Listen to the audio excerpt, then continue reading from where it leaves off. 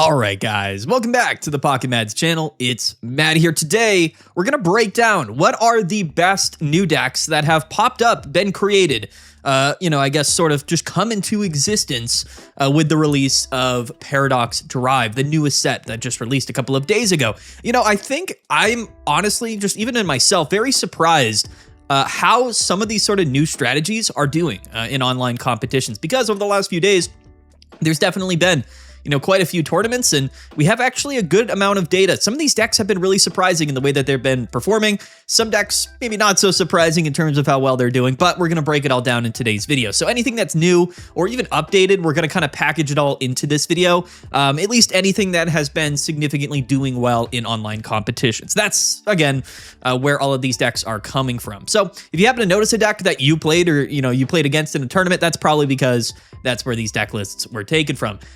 Shout out to all of these players. Again, it's hard to know who, first created a deck and whatnot. So anyway, shout out to all of the people that compete in online tournaments. That being said, you got to go register for PMPT number 33. It is tomorrow, actually, Saturday, May 30th. At noontime, $100 prize pool. It's going to be a lot of fun. We're going to stream it this weekend. And as always, it's always fun to see kind of what things look like at the beginning of seasons. And, there's been some large tournaments already. So I have some idea of maybe what the results might look like, but it's always going to be a fun surprise. And you can tune in on Monday to catch the results if you don't tune into the live stream. But anyway, let's talk about the first deck today. In fact, the first two decks that we're going to talk about are actually brand new single prize only archetypes that have performed well from a win rate perspective, from a placement perspective in large online tournaments over the last few days. Two of them in particular. The first one is going to be what I'm calling like future Cybox is kind of just what I'm calling this. Basically, it's all of these future psychic Pokemon that all kind of are meant to go together. This whole archetype flows very well. And again, purely single prize archetype here. These are all basic Pokemon. The deck has a ton of consistency. Iron Valiant is sort of like the flagship here for the future Pokemon. It's the crown rare of the set, and it makes it so all of your future Pokemon have one less colorless energy in their attack cost, as long as Iron Valiant is in play. That's the ability. But this does stack. So you can have multiple Iron Valiants in play.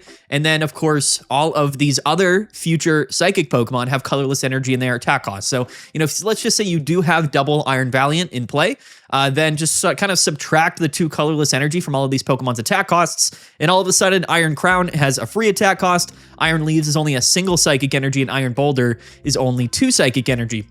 So that's a really big deal. We are using the new Future Booster Energy Tool card, which gives all of these Pokemon plus 20 when they attack, which is a pretty sizable boost, I'm not going to lie. Peculiar Plaza gives all of these Pokemon free retreat, basically, other than Iron Boulder, which has a retreat cost of 3. But that's kind of how we're kind of like building this deck list out, right? So double Iron Valiant, double Iron Crown. This is kind of your predominant leadoff Pokemon because its attack cost is lesser. So on your first turn, whether you go first or second, you can actually get this attack off.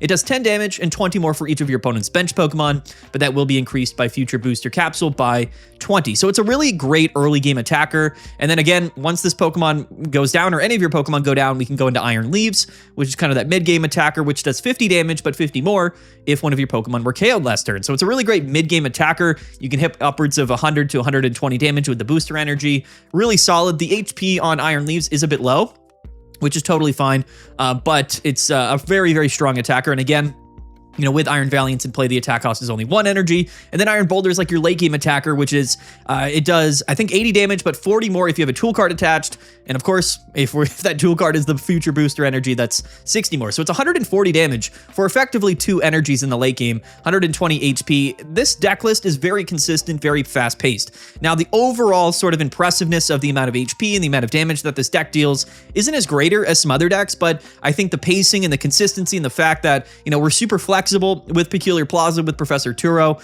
and of course, all of these Pokemon being basic Pokemon, the deck is super consistent and really fast-paced, really in your face, and it punishes decks that, just sort of need to take time to kind of set up their board state. It's a really strong deck. Multiple, placements in recent online tournaments at the top of the standings, and I'm actually pleasantly surprised by how well this deck has been performing.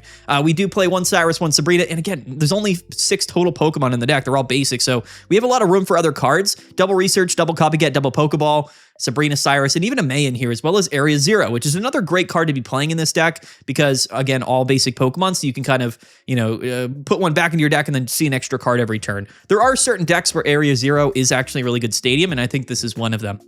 So yeah, honestly, like a legitimate deck that people have been playing in tournaments. Will it survive throughout the rest of the season? Who knows? This entire deck is kind of weak to dark, other than Valiant, which is weak to lightning. And there are some dark decks that are going to be, somewhat annoying to deal with here. But the Psychic type is a really great offensive typing, right? Basically, all of the relevant fighting Pokemon in the game are weak to Psychic. So a really fun deck, one that I actually would recommend, and one that I'm definitely surprised by.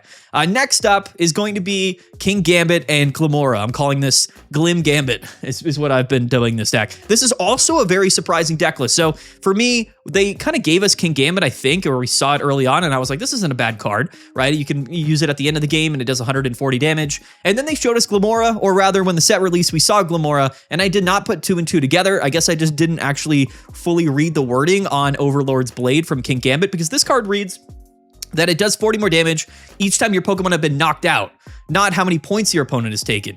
And as we know, and I just didn't put 2 and 2 together, but Glimmora with Shattering Crystal, once it gets KO'd, it has a 50-50 chance of just not being worth any points, which effectively is kind of crazy, because if you get lucky on even like 1 or 2 coin flips here with Glimmora, not only does your opponent have to go through even more Pokemon and take more damage, because this thing does 30 damage and poison, but that's going to further boost the damage of Kingambit, and this interaction is actually pretty crazy, considering that Kingambit can pretty easily and pretty consistently hit upwards of 180 to upwards of 220 damage for a 2 energy attack. It's a really, really strong Pokemon. This deck list has been performing well, been very impressive in online tournaments, and we do have some other, just sort of ancillary dark type Pokemon that just go well into this deck list, things like Bombardier to kind of give your Pawniard and your Glimmet free retreat, and then Leap Over Absol, which is also just another good leadoff option. Glimmora has a low energy attack cost. It's a stage 1 Pokemon, so this is a deck that feels good when you go first. So I like this deck. And again, like I think that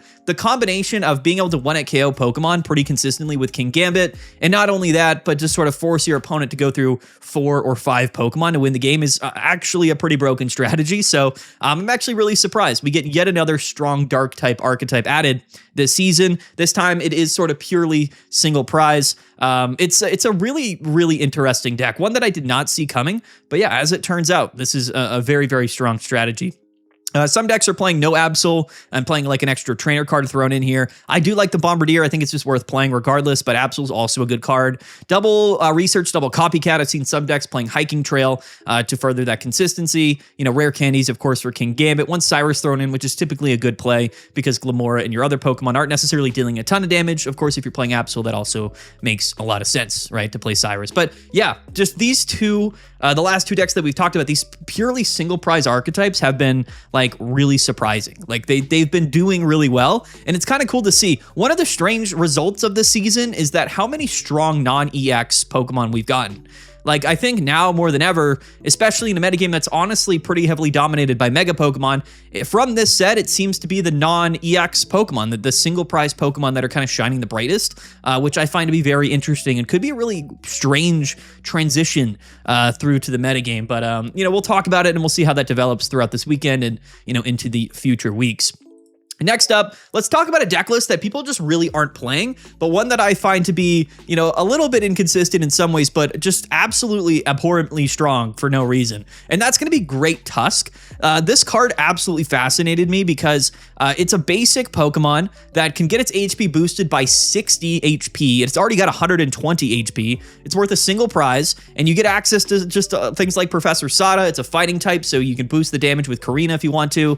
It's honestly just a crazy card, and I do feel like it pairs very well with Koraidon EX. Now, I've been trying this deck in a bunch of different variants here. This deck plays double Karina. They play 1 Sada. They're playing 1 Copycat, double Research, 1 Leaf, but starting Plains. So the core of this deck to me is going to be Great Tusk, and then starting Plains and Ancient Booster Capsule. And honestly, I do think you probably get more value just playing like double Lucky Ice Pops and also probably a PCL in your deck for the sleep matchups. But just hear me out here.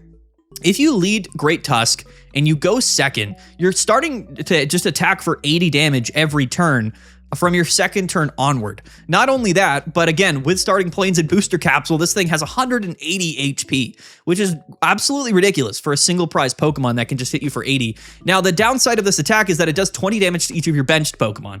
That might seem like a downside. However, we can just easily play this deck so that that isn't a downside by playing things like Furfrou. Now, Furfrou to me is the best partner for Great Tusk and this Koraidon deck. The reason for that is that you just never want Koraidon to be your opening Pokemon, right? Because the whole point of Koraidon is to kind of keep it in your hand and then bring it out in the late game, which, by the way, is also really strong. This Pokemon is super underrated. Koraidon can come in for free, get all of the energy attachments for free, switch in for free, and then again with Ancient Booster Capsule and Starting Plains, it has 210 HP.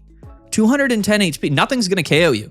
Like almost nothing will KO you. And not only that, but they're going to have to go through these 180 HP Great Tusks like anyway. So it's just a crazy like sustain level deck list. And again, the 110 damage isn't that crazy, but when you factor in all of like the damage that we're dealing in the early game between Furfrous and Great Tusks, and of course Karina to boost the damage, it's really not that bad. But with the extra HP, Koraidon oftentimes is just living in attack anyway. So that 110 sort of just becomes 220 damage, right, across 2 turns, which is enough to KO any Pokemon. Again, some inherent downsides to this deck. If you do go first, that's tough, right? Because you're just immediately not really doing anything until turn 3. That being said, with all of the extra HP and the healing that you can play with this strategy, it doesn't oftentimes feel like that bad of a situation. But anyway, let's get back to Furfrou. The other downside, of course, is sometimes you do just have to lead Koraidon, and that's like a kind of an instant loss scenario. Anyway, yeah, Furfrou is really good because the Fur Coat ability means that if this is on your bench and Great Tusk attacks, it actually just doesn't take any damage. So it's immune to that recoil damage on your bench that the Shanking Stop attack has. It's also just a good leadoff. It's good against baby Pokemon. It takes 20 less damage from attacks, has 70 HP, also boosted by Starting Plains. I think that Furfrou is like the perfect partner in this deck list to kind of make the deck a bit more consistent on the leadoffs. I don't know if you need double Furfrou. I think the math is probably good enough to just play like double Tusk, 1 Furfrou, 1 Koraidon, because even then you probably have like a 6 or 7% chance of like leading Koraidon or being forced to. But yeah, this is a deck that a couple people played in tournaments. Some of them did pretty well, but not something that's really catching on. I think a lot of people are playing some of the other new cards. They don't necessarily know like the best way to play Koraidon. To me, like in my testing, this is kind of the best way to play it. Again, a bit of a high roll deck, an incredibly simple deck that literally anyone could play.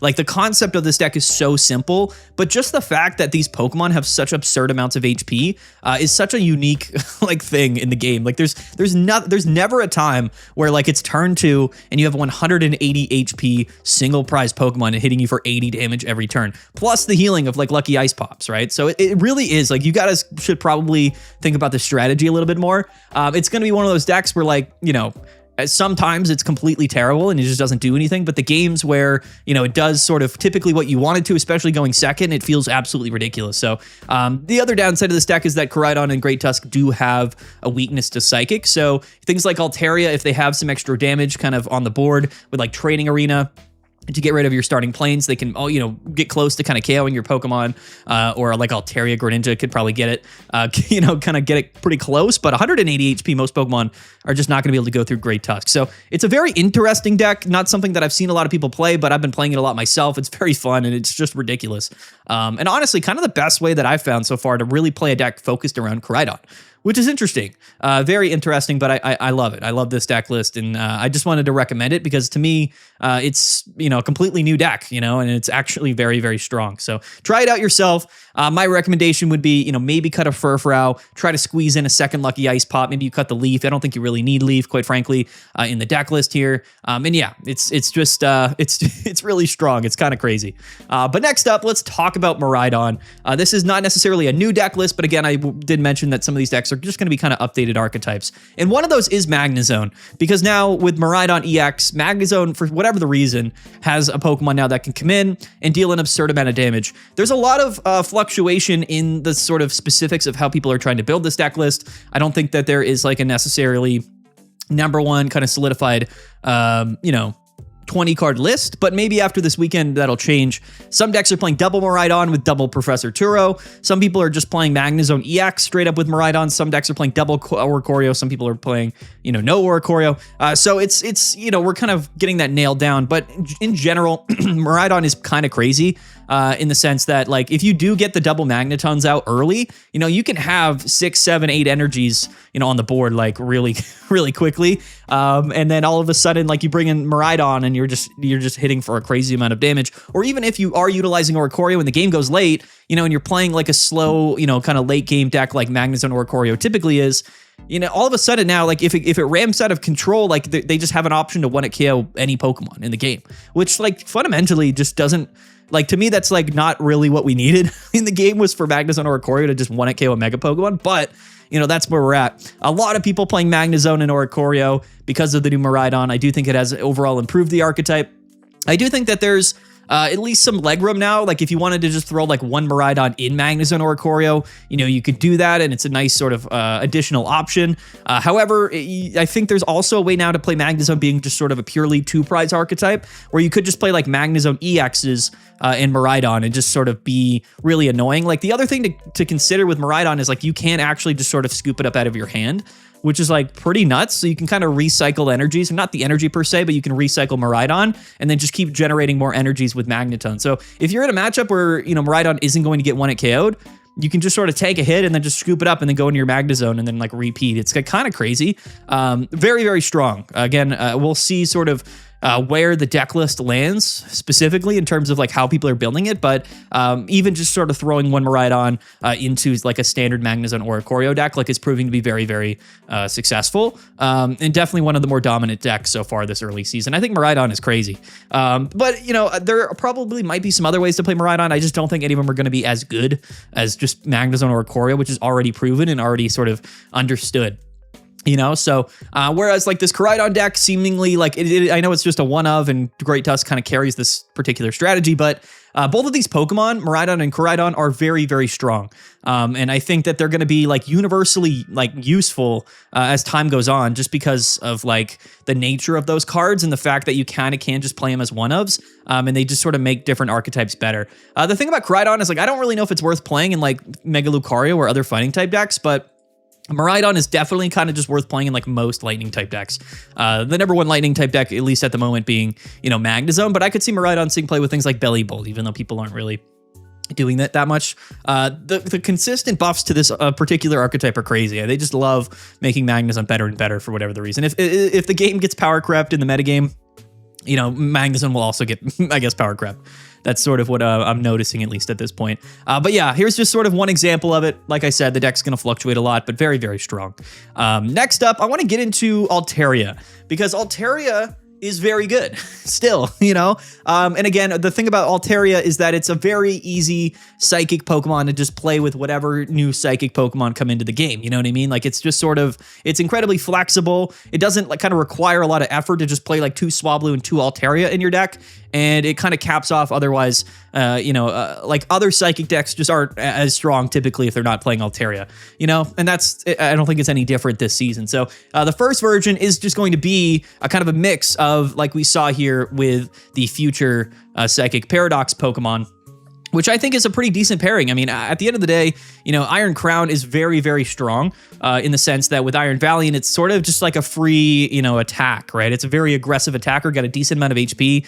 As far as, like, psychic leadoff Pokemon that you could be playing in your deck, this is just in general quite strong. We are going to be playing Peculiar Plaza if this is in fact the strategy that we're using, and then Future Booster Capsule. The concept here is you go like Iron Crown, and then you finish off with Altaria. But this is a total of 6 basic Pokemon. So again, at the end of the day, Altaria does need additional Pokemon on its bench to deal more damage, and this new future psychic archetype seemingly fits pretty well with Altaria. I don't think it'll end up being, like, the best way to play Mega Altaria this season. We'll talk about what that probably is right now and will be in the future in the next deck list here. But I just wanted to highlight this because I think a lot of people suspected that this sort of new future psychic package would go well with Altaria, and I do think it does. Maybe you could throw in like an Iron Leaves or something in here, like a one of. But at the end of the day, like, this is a very consistent deck with Plaza, with Lycia, with Copycat. It's a really good deck. It's a strong deck, and I really think that Iron Crown kind of benefits more from Iron Valiant than like anything else, like in its standalone, you know what I mean? It's got 2 colorless energy and its attack cost, right? So being able to attack for 1 energy or sometimes 0 is effectively kind of broken. You know what I mean? So it's really, really strong. 100 HP is a decent amount, like on a basic Pokemon. You know what I mean as well. So like, you know, bench sniping and like Greninja pings, like that type of stuff, like you're pretty safe. There's a lot of HP on the board here, which I think is pretty cool. So I just wanted to highlight this. I'm sure some people have probably already seen this or thought of this.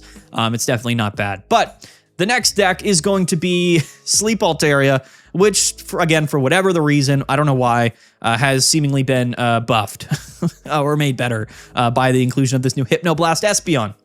And this is exactly what I thought. I was like, okay, we have, you know, just another new psychic Pokemon for whatever the reason that puts Pokemon to sleep. It's like, why? Is that what we needed? You know, Sleep Altaria already one of the better decks in the metagame. Now we have Espeon. And I wasn't entirely sure at the beginning when I saw Espeon if it would be like worthwhile to play. But I think it definitely is, just for the concept of like you want extra Pokemon in Altaria. And of course, the Darkrai plus Espeon combo is just a ton of damage. Even though we're playing a lot of Pokemon in this deck, that's not really that big of a downside, to be fair, because it's Altaria. So whether you're lead, and honestly, like it's better to lead with like, you know, have more Pokemon that are better to lead with in this strategy. Like that's one of the downsides to Darkrai, right? Like traditionally you would just play like double leaf because like if you led Darkrai, it was really bad. But now it's like, well, we'll just play like more Pokemon that we don't mind leading off with, because Espeon, you know, on your second turn or actually your first turn going second sometimes because of boosted evolution can kind of do the same thing that Igglybuff can do. And it's kind of toxic. Like the fact that we have boosted evolution Eevee, a single energy attack cost Espeon that can put your opponent to sleep and deal 40 damage. Like that combo, like theoretically you can't just go turn 2 and do an 80 damage combo on your first turn going second, which is like, it doesn't, I don't understand it. Like again, like some of the choices to buff certain archetypes this season throughout this set have been definitely interesting inclusions. I will tell you right now, this is definitely the most played deck so far in the first couple of weeks. I would not be surprised if this won the majority of the tournaments at the beginning of the season.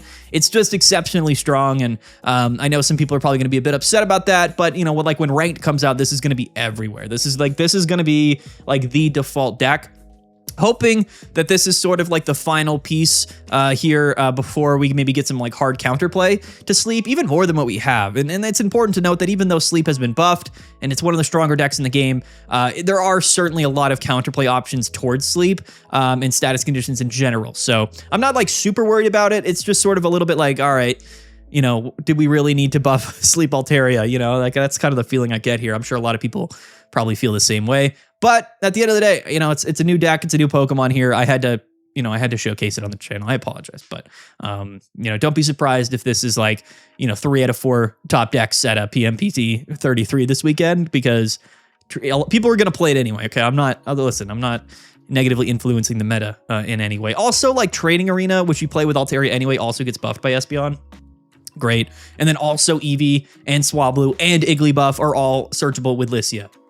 Again, what are we doing here? What is going on? Again, I don't know. I don't know the thought process, but certainly an annoying deck list.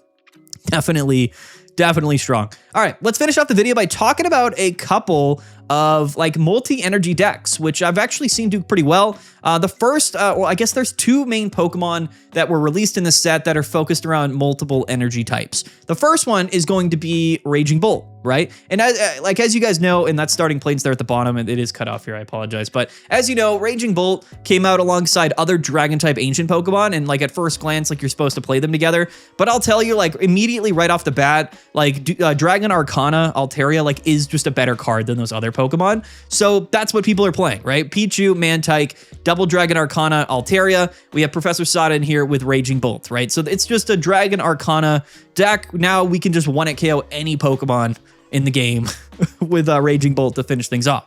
And that's what this deck is, right? And then a bunch of one-ofs in here that otherwise kind of just make sense, like Starting Plains makes sense in here for sure. Lucky Egg, Big Malasada for the status condition healing, Licia, of course. So just a bunch of one-ofs in this deck list, but to be fair, guys, this is probably the best way. Like this is going to be probably your best strategy for playing Raging Bolt. A couple of performances of this deck list actually have been quite good over the last few days. At least I've seen it, I believe, more than once. This deck list in particular is probably recognizable from the person who played it.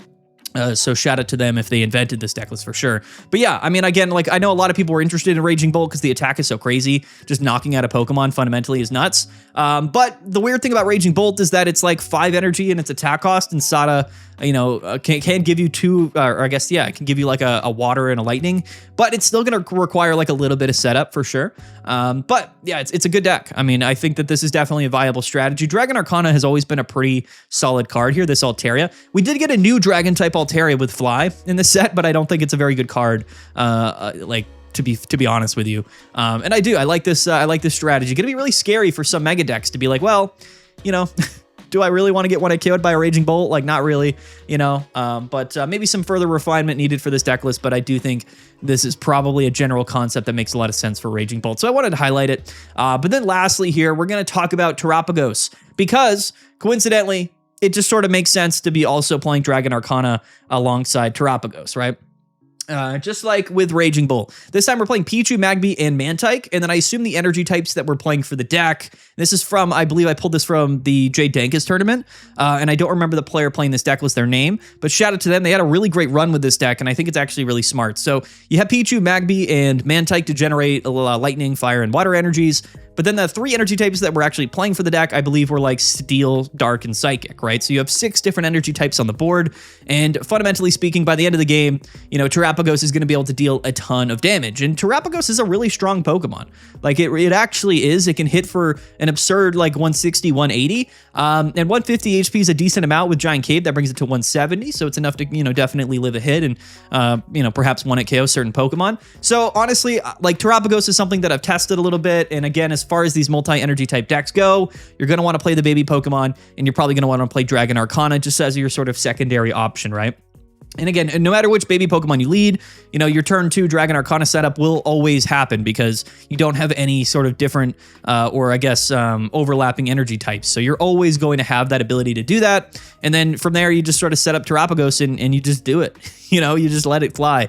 And it's definitely pretty strong. I don't know if like things like this are going to be like that prominent as we get through the season. You know, by the end of the season, maybe people aren't playing Raging Bolt or Terapagos, but they are 2 really interesting new Pokemon. So I wanted to highlight them in today's video. Anyway, guys, yeah, we're going to wrap up today's video. Here are all of just the top decks that I've seen so far in online competitions. Comment down below if we missed anything, if there's something that you guys want to talk about or mention. Yeah, we'll see kind of how it goes this weekend at PMPT number 33. I'm actually really excited about this season. A lot of this stuff is a pleasant surprise, a lot stronger than I thought it was. So, yeah. Anyway, let's wrap this up, guys. Don't forget to register for the tournament tomorrow, link down in the description below. Don't forget to tune into the live streams. Don't forget to like and subscribe. We'll see you guys next time. Peace out. Have a good one. Bye. Bye.